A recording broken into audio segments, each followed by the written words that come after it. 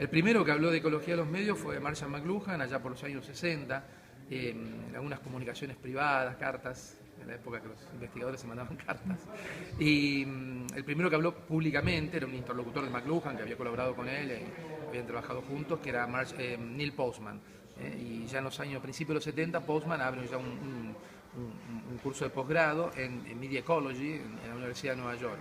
O sea que ya es un concepto, una idea, una teoría todavía en construcción que ya tiene sus 40 y tantos años.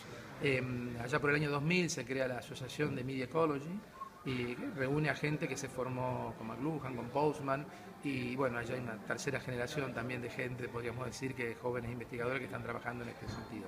O sea, la Media Ecology no es solo el pensamiento de McLuhan, ¿no? Esta idea de que los medios son extensiones, prótesis, esta idea de que los medios forman como un ecosistema que nos rodea y nos formatea, ¿no?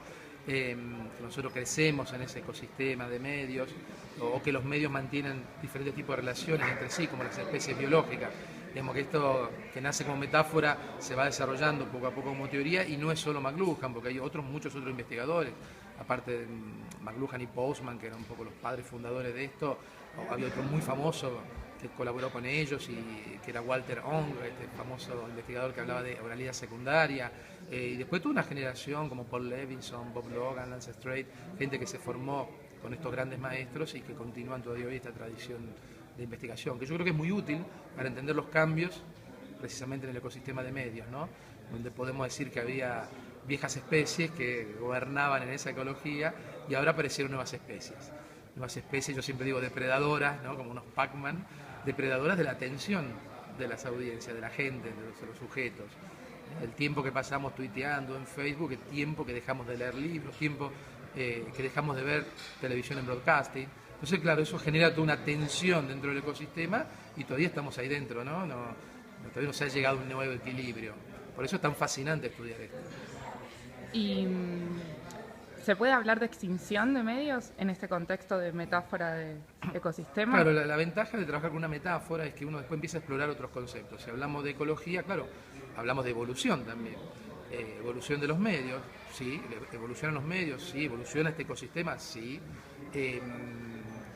Si expandimos los conceptos, claro, las especies biológicas se pueden extinguir, otras se adaptan para sobrevivir en el sistema. Obviamente, la tecnología, los medios, no es que tienen la misma dinámica de las especies biológicas.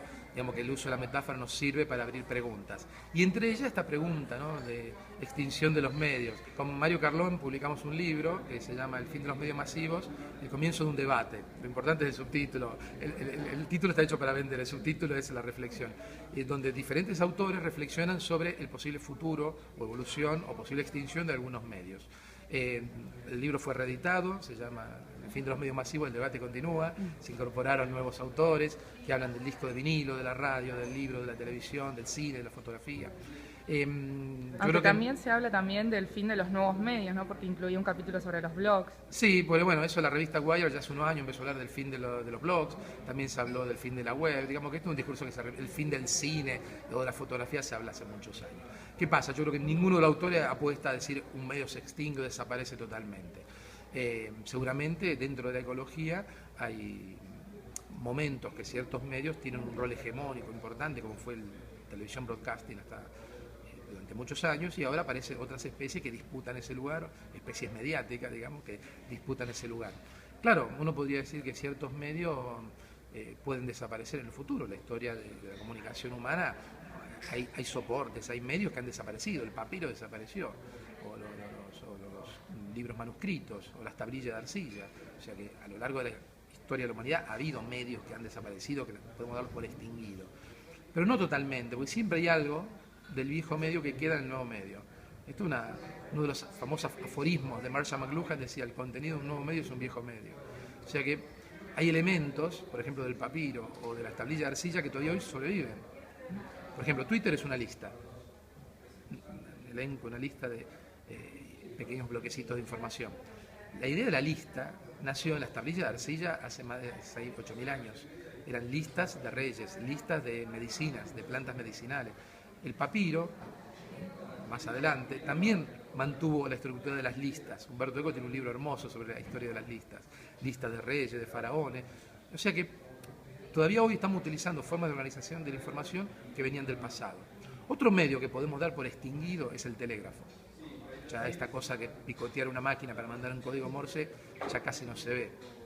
Puede quedar en algún lugar perdido del planeta, creo, pero como gran forma de comunicación desapareció, podemos darlas por extinguida. Pero si vemos, el lenguaje telegráfico sobrevive en los WhatsApp, en los SMS de antes, ¿no? O sea, esta forma resumida, ahora le agregamos emoticones, ¿no?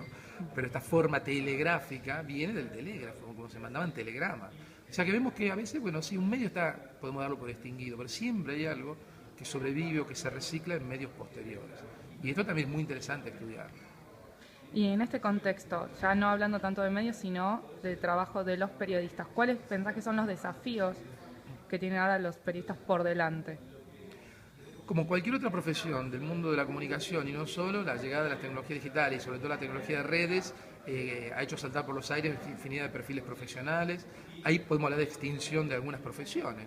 Por ejemplo, no sé, en los diarios había una figura del corrector que se ha ido prácticamente perdiendo, ¿no? Se ha ido, digamos que esa función con mayor o menor éxito la asume el software ahora, ¿no? Algunos extrañan la figura del corrector, debería volver en algunos casos. Pero bueno, podemos darlo como una figura casi extinguida. Yo me acuerdo en los diarios más tradicionales siempre estaba el archivo.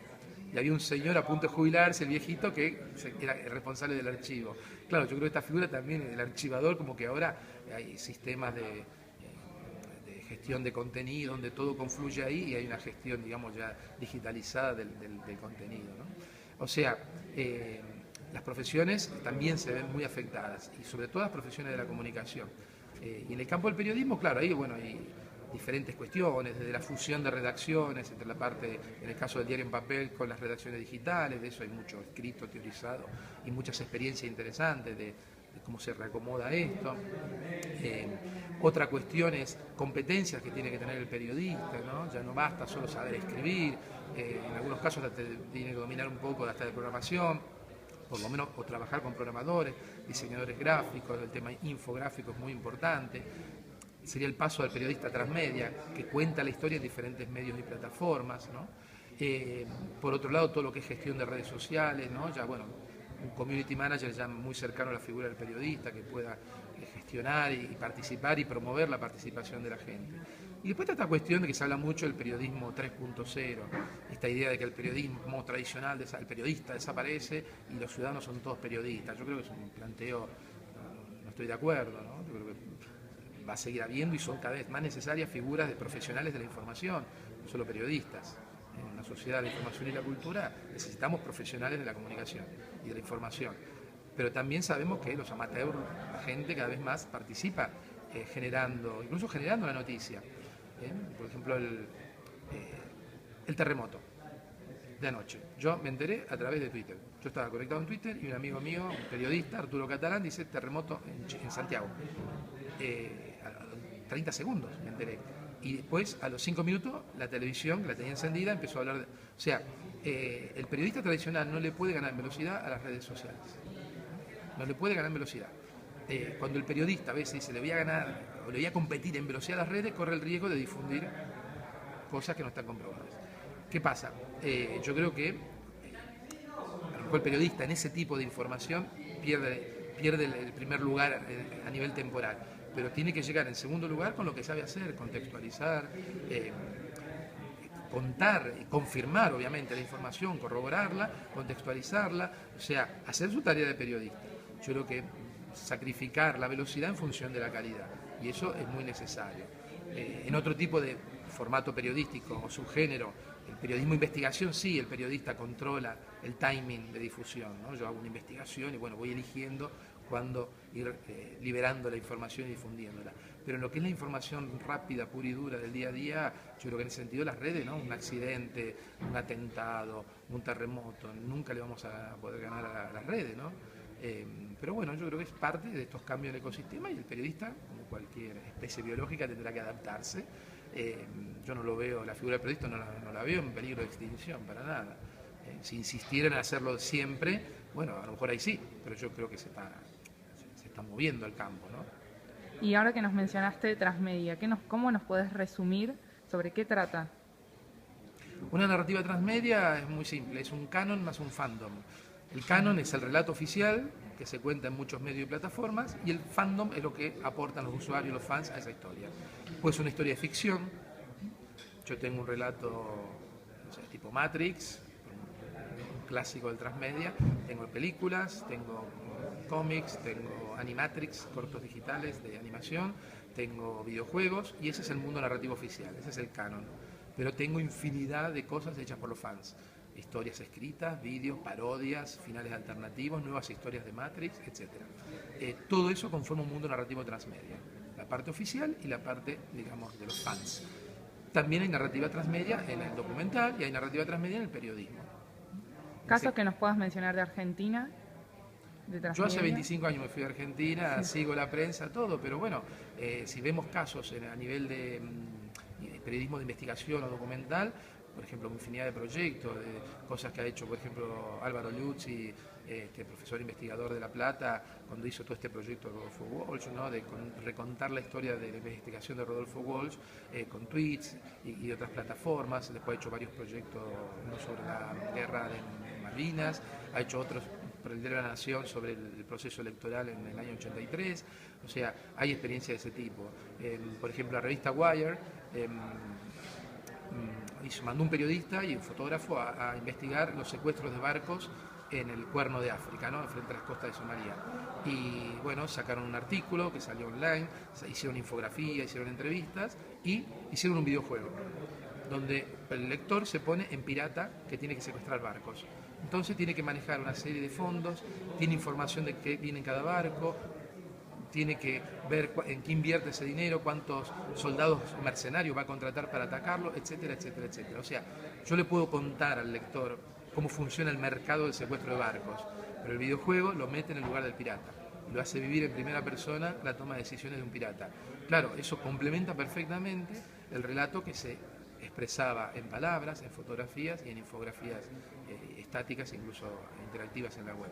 El videojuego es lo que se llama el news gaming. Para finalizar, tanto para periodistas como para estudiantes, ¿qué libros podés recomendar para poder comprender mejor estos nuevos escenarios sobre los cuales estuvimos hablando? Bueno, voy a hacer un pequeño spot personal. No, bueno, a ver, sobre narrativas transmedia yo publiqué un libro en el año 2013, que no es un libro muy teórico, está pensado para profesionales, aunque en España y otros lugares lo usan mucho en la universidad para los talleres, para producción. Se llama Narrativas Transmedia, lo publicó Editorial Deusto en el 2013, se consigue, es más difícil conseguirlo en papel en América Latina, pero está online en papel y se puede comprar y en edición ebook. Yo creo que es una buena introducción sobre narrativas transmedia. Obviamente hay mucho material, empieza a ver sobre narrativas transmedia en la web, sobre todo en inglés.